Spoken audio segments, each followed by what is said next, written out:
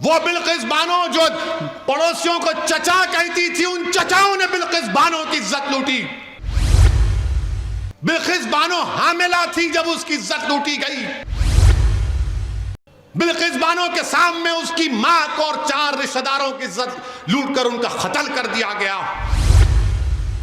बिल्किस बानो के शौहर ने अपनी बीवी को हिम्मत दिलाई। मैं सलाम करता हूं बिल्किस बानो के शौहर को कि उसने अपनी बीवी के इंसाफ के लिए अपने बीवी के हर तरह से मदद की। 2004 में मुकदमा आयद हुआ। पुलिस बिल्किस बानो की कहानी को यकीन नहीं कर रही थी। बिल्किस बानो ने पुलिस के खिलाफ केस किया। मुल्क के वजीर आजम से हर शख्स ये अपील करता है कि भारत के प्रधानमंत्री, तारीख में आपको किस तरह याद किया जाएगा वो आप फैसला कर लो। क्या इसीलिए बी अम्मा हजरत महल ने इस मुल्क के लिए कुर्बानी दी कि उनकी बेटी जिसका नाम बिल्किस बानो है उसको इज्जत लूटने वालों को छोड़ दिया जाएगा? कौन है बिल्किस बानो? 2002 में बिल्किस बानो को गुजरात के उस प्रोग्राम में, जेनोसाइड में, बिल्किस बानो को उसके पड़ोसियों ने उसकी इज्जत लूटी। वो बिल्किस बानो जो पड़ोसियों को चचा कहती थी, उन चचाओं ने बिल्किस बानो की इज्जत लूटी। वो बिल्किस बानो जिसके हाथ में चूड़ियां थी, उसने उसकी इज्जत लूटने वालों की दुकान से उस वक्त चूड़ियां पहनी हुई थी, उसने उसकी बिल्किस बानो की इज्जत लूटी। बिल्किस बानो हामिला थी जब उसकी इज्जत लूटी गई। बिल्किस बानो की 3 साल की बच्ची थी जिसको उसकी सामने उस 3 साल के बच्ची को लेकर उसके सर को पत्थर से मारकर कत्ल कर दिया गया। उसके बाद बारी बारी से जालिमों ने बिल्किस बानो के इस्मत रेजी की। बिल्किस बानो के सामने उसकी मां को और 4 रिश्तेदारों की इज्जत लूटकर उनका कत्ल कर दिया गया। बिल्किस बानो बरहना हो चुकी थी। कपड़ों का टुकड़ा लेकर आदिवासी भाइयों बहनों के पास भागते छुपते फिरी, वो कपड़ा दिए। बिल्किस बानो के शौहर ने अपनी बीवी को हिम्मत दिलाई। मैं सलाम करता हूं बिल्किस बानो के शौहर को। अल्लाह मुसलमान शौहरों को बिल्किस बानो के शौहर से हौसला हासिल करो कि उसने अपनी बीवी के इंसाफ के लिए अपने बीवी के हर तरह से मदद की। 2004 में मुकदमा आयद हुआ। पुलिस बिल्किस बानो की कहानी को यकीन नहीं कर रही थी। बिल्किस बानो ने पुलिस के खिलाफ केस किया। मेडिकल डॉक्टरों ने झूठी रिपोर्ट दी। बिल्किस बानो ने इनके खिलाफ रिपोर्ट की, मुकदमा किया। उसका मुकदमा गुजरात से बाहर मुंबई में हुआ। ट्रायल कोर्ट में सजा हुई, फिर बॉम्बे हाई कोर्ट में उनको सजा दी गई। मेरे अजीज दोस्तों और बुजुर्गों, 75 साल की आजादी का अमृत उत्सव मना रहे हैं और भारत की एक बेटी के साथ इस तरह का सलूक कर दिया जाता है कि अगर किसी की बेटी की इज्जत लूटी जाएगी और उसको कहा जाएगा कि क्या तुम राजी हो कि तुम्हारी बेटी की इज्जत लूटी गई, उसकी बेटी को कत्ल कर दिया गया, उसके पेट में जो हमल था वो जाया हो गया, उसको चंद साल के बाद छोड़ दिया जाएगा, तुम राजी हो? तो कोई बाप, कोई मां, कोई भाई, कोई बहन तैयार नहीं होगी, कोई इंसान तैयार नहीं होगा। जिसके दिल में इंसानियत जिंदा होगी वो कहेगा कि नहीं, ऐसे जालिमों को जेल में सड़ाना चाहिए। मेरे अजीज दोस्तों और बुजुर्गों, इस बात की हमको तकलीफ है कि आजादी का अमृत उत्सव तो मना रहे हैं, मगर बिल्किस बानो कह रही है कि मेरा गम फिर से ताजा हो गया, इंसाफ पर से मेरा एतमाद कमजोर पड़ गया। बताओ प्रधानमंत्री आप क्या करेंगे?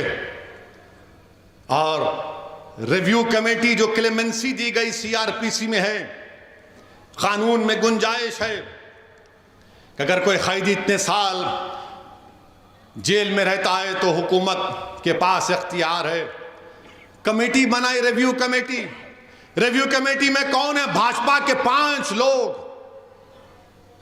2 एमएलए उसमें, और एक साहब तो गोदरा के ट्रेन के उस वाक़े में प्रोसिक्यूशन के विटनेस थे, वो मौजूद। जो ट्रायल कोर्ट का जज की भी राय लेना पड़ता, उसने कहा कि नहीं छोड़ना चाहिए इन लोगों को।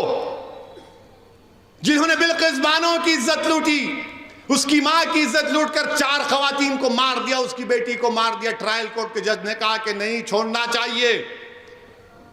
आजादी का अमृत उत्सव मना रहे हैं। देश की 50% आजादी से क्या पैगाम देश दे रहा है? थोड़ी देर के लिए भूल जाओ कि वो मुसलमान थी, थोड़ी देर के लिए समझो कि वो हिंदू थी, वो ईसाई थी, सिख थी, वो इंसान थी। हम हिंदू मुसलमान के चक्कर में एक बच्ची से जो उसकी इज्जत के तार तार को तोड़ दिया गया, आज भारत में कोई आवाज नहीं उठाता। कहां गया वो जज्बा, वो रोड पर आना, वो एहतजाज करना? कुछ नहीं। क्यों? क्या उसका नाम बिल्किस है बोलकर? याद रखो, आज बिल्किस से हुआ, कल किसी और से खुदा ना खास्ता ना हो जाए। और वो क्या कहती है एमएलएज, वो जो रिव्यू कमेटी के एमएलएज एक टीवी चैनल के इंटरव्यू में कहती हैं, क्या कहती है? जिन लोगों ने बिल्किस बानो की इज्जत लूटी वो ब्राह्मण हैं और संस्कारी हैं। किसी की बेटी की इज्जत लूटने वाला संस्कारी हो सकता है जालिम? अगर तेरी बेटी की कोई इज्जत लूटे तो संस्कारी कहेगा तू उसको? इस तरह की बात ऑन रिकॉर्ड कही गई। हम भारत के प्रधानमंत्री से पूछना चाह रहे हैं, ट्रिपल तलाक का कानून आपने बनाया था, आपने पार्लियामेंट के बाहर कहा था कि मैं मुस्लिम बहनों का भाई हूं। प्रधानमंत्री बिल्किस बानो भी आपकी बहन की बेटी है, प्रधानमंत्री बिल्किस बानो भी आपकी भाई की बेटी है। आप नरेंद्र मोदी हैं मगर आप देश के प्रधानमंत्री हैं, आप मुल्क के वजीर आजम हैं। हम आपसे अपील करते हैं, इंसाफ की खातिर आप अपने अख्तियारात को इस्तेमाल करिए और उन 11 लोगों को दोबारा जेल भिजाइए। वो बिल्किस लाचार और यतीमी की हालत में आज कह रही है कि मैं दुनिया से बात नहीं करूंगी, मैं दुनिया से बात नहीं करूंगी, इंसाफ पे से मेरा भरोसा उठ चुका है। हम वजीर आजम से अपील करते हैं, मुल्क के वजीर आजम से हर शख्स अपील करता है कि भारत के प्रधानमंत्री, तारीख में आपको किस तरह याद किया जाएगा वो आप फैसला कर लो।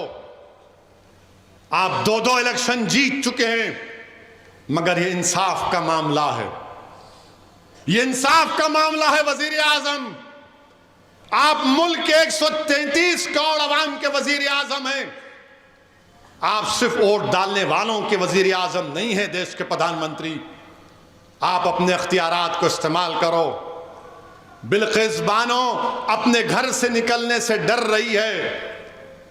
हम देश के वजीर आजम से, मुल्क के वजीर आजम से कहना चाहते हैं, आजादी का अमृत उत्सव मनाइए मगर देश की 50% आबादी को आपकी सरकार ने, आपकी पार्टी ने गलत पैगाम दिया। ये खवातीन से नाइंसाफी है। जो इंसाफ को पसंद करते हैं वो मायूस हो चुके हैं। जो बाप अपनी बेटी के वास्ते परेशान है वो देखकर बोल रहा है कि मेरी बेटी का क्या होगा।